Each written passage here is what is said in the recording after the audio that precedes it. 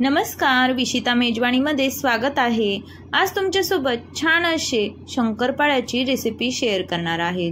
तुम्ही म्हणाल की यात काय वेगळं आहे? बऱ्याच जणी शंकरपाळे तर हे दाखवतच आहे, पण या ठिकाणी आपण मोहनचा वापर न करता अगदी खुसखुशीत आणि भरपूर अशी लेयर होणारी शंकरपाळी बघणार आहोत। रेसिपी अगदी कमी साहित्यात कमी वेळेत तयार होणारी आहे आणि अगदी कुणीही करू शकेल इतकी ही सोपी रेसिपी आहे। चला तर मग आपण रेसिपीला सुरुवात करूया। या ठिकाणी बघा, आपल्याला एका वाटीचं प्रमाण करून घ्यायचं आहे आणि त्याच वाटीने आपल्याला पाणी, साखर आणि तूप घ्यायचं आहे।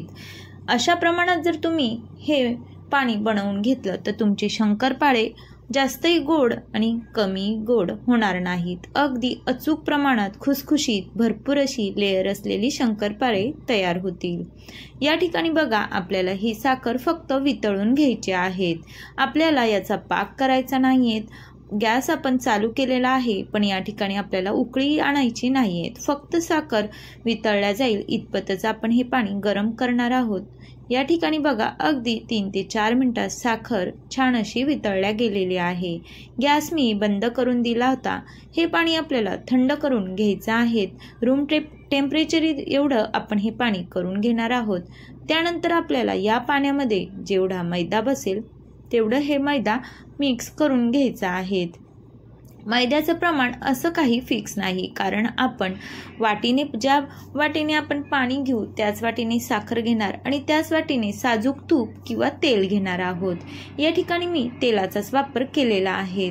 शक्यतो तूप हे थिजल्या जातं, त्यामुळे शंकरपाळे हे टाळ्याला चिकटल्या जातात आणि मुलं खायला कंटाळा करतात, म्हणून या ठिकाणी मी तेलच वापरलेलं आहे। अशा प्रकारे आपण थोडं थोडं पाणी घालून हे पीठ मिक्स करून घेतलेलं आहे। या ठिकाणी बघा, पूर्ण पाण्यामध्ये मला जवळजवळ 1 किलो मैदा लागलेला आहे। वाटी तुम्ही जेवढी मोठी किंवा लहान घ्याल तेवढे तुमचं मैदा हा लागणार आहे, कारण जे पाणी आपण बनवलं आहे त्याच पाण्याच्या मिश्रणात आपण मैदा हा भिजवणार आहोत। वरतून आपल्याला बिलकुलही दुसरं पाणी वापरायचं नाहीये। आणि एक यामध्ये गोष्ट लक्षात घ्यायची आहे, हे पीठ मळताना जास्त जोर देऊन आपल्याला मळायचं नाही। ज्याप्रमाणे आपण गव्हाचं कणिक मळतो त्याप्रमाणे आपण हे पीठ भिजवणार नाहीयेत। अगदी हलक्या हाताने हे पीठ आपल्याला भिजवायचं आहे। 10 मिनिटं मी हे पीठ भिजण्यासाठी ठेवून दिलं होतं। त्यानंतर बघा, हे पीठ आपल्याला अशा प्रकारे मी तुम्हाला व्हिडिओत दाखवत आहे, अशा प्रकारे हे पीठ आपल्याला मोडून घ्यायचं आहे। असं केल्याने छान अशा लेयर आपल्या शंकरपाळ्याला येतात। अगदी हलक्या हाताने आपल्याला अशा प्रकारे हे पीठ करायचं आहे। अंगठ्याच्या साहाय्याने दाब देऊन अशा प्रकारे आपण हे पीठ मध्ये करून घेणार आहोत। या ठिकाणी आपल्याला बिलकुलही बळाचा वापर करायचा नाही। अगदी हलक्या हाताने केल्याने छान अशा लेयर येतात आणि खुसखुशीत असे शंकरपाळे तयार होतात। या ठिकाणी बघा, आपण मोहन बरेच जणी मोहन लावून खुसखुशीत असे शंकरपाळे बनवत असतात, पण आपण बिलकुलही मोहन वापरणार नाही। तरीही आपले शंकरपाळे छान अशा लेयर येणार आहेत आणि खुसखुशीत तयार होणार आहेत। या ठिकाणी बघा, अगदी कमी वेळेत तुमचे शंकरपाळे तयार होत आहेत। अशा प्रकारे आपल्याला पोळी ही लाटून घ्यायची आहेत। याच्या कडा चिरल्या जातात, पण याचा काही आपल्या शंकरपाळ्यावर परिणाम होत नाही।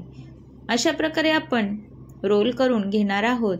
त्यानंतर रोल हा अशा प्रकारे व्हिडिओत दाखवत आहे त्या प्रकारे गोल करून घ्यायचा आहे आणि परत एकदा ही पोळी लाटून घ्यायची आहेत।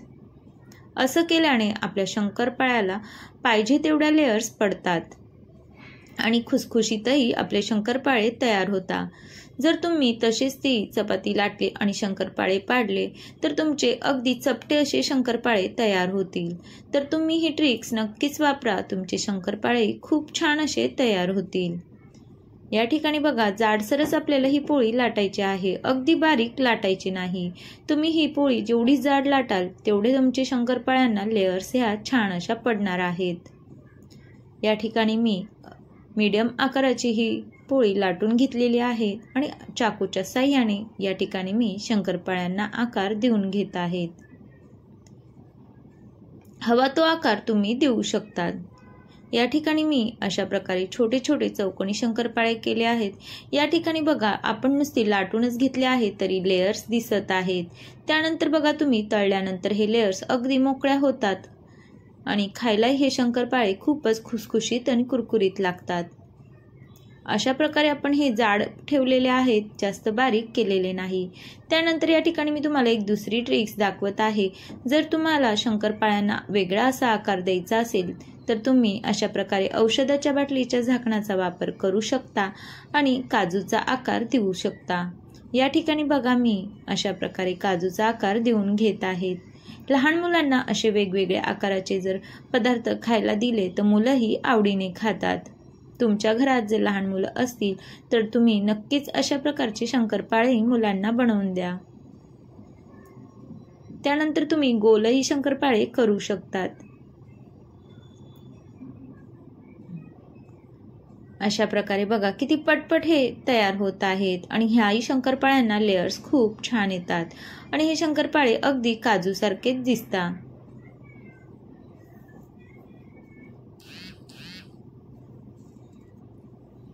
अशा प्रकारे मी सर्व शंकरपाळे हे करून घेत आहेत। त्यानंतर शंकरपाळे तळताना आपल्याला एक गोष्ट लक्षात ठेवायची आहे। तेल हे सुरुवातीला गरम करून घ्यायचं आहे आणि तेल हे छान गरम झालं की गॅसची फ्लेम ही मीडियमच ठेवायची आहेत। मीडियम गॅसवर आपण शंकरपाळे तळले की ते अगदी खुसखुशीत तयार होतात। जर तुम्ही हाय फ्लेमवर शंकरपाळे तळले तर ते वर्ण जळल्या जातात किंवा रंग बदलतात, पण आतून ते कच्चेच राहतात। त्यामुळे ते लवकर मऊ पडतात, जास्त काळ खुसखुशीत राहत नाही। तेल आपलं परफेक्ट गरम झालं होतं। आपण यामध्ये कुठलाही पदार्थ तळण्यासाठी घातला की तेलाचं टेम्परेचर हे कमी होतं। तर अशा वेळेस सुरुवातीला गॅसची फ्लेम मोठी ठेवा आणि 2 मिनिटांनंतर गॅसची फ्लेम मीडियम करा आणि मीडियम फ्लेमवर मस्त असे झाऱ्याच्या साहाय्याने शंकरपाळे हलवत हे तळून घ्या। शंकरपाळ्याचा रंग हा थोडा गोल्डन झाला की लगेच ते काढायला घ्या, कारण की आपण कढईतनं काढल्यानंतरही त्याची तळण्याची प्रक्रिया ही चालूच असते। त्यामुळे थंड झाल्यावर ते अजूनच ब्राऊन रंगाचे तयार होतात। या ठिकाणी बघा मी अशा प्रकारे रंग आल्यावर हे शंकरपाळे काढून घेतलेले आहेत। अगदी छान असे खुसखुशीत तयार झालेले आहेत आणि फुगलेही बघा किती छान आहेत। मस्त अशा लेयर्स आपल्या शंकरपाळ्यांना आल्या होत्या। किती छान अशा लेयर आलेल्या आहेत। या ठिकाणी मी तुम्हाला दाखवत आहे। आपण अशा प्रकारे जर जाड ठेवले तर छान असे आपले लेयर्सचे शंकरपाळे तयार होतात। बघा किती छान लेयर सुटलेले आहेत। आता आपण जे काजूच्या आकाराचे शंकरपाळे केले होते ते मी तळून घेत आहेत।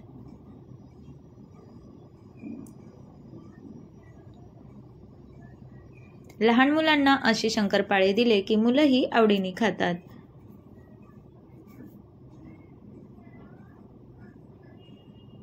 डायरेक्ट तेलामध्ये कुठलाही पदार्थ टाकायला जाऊ नका, तेल हे अंगावर उडल्या जातं।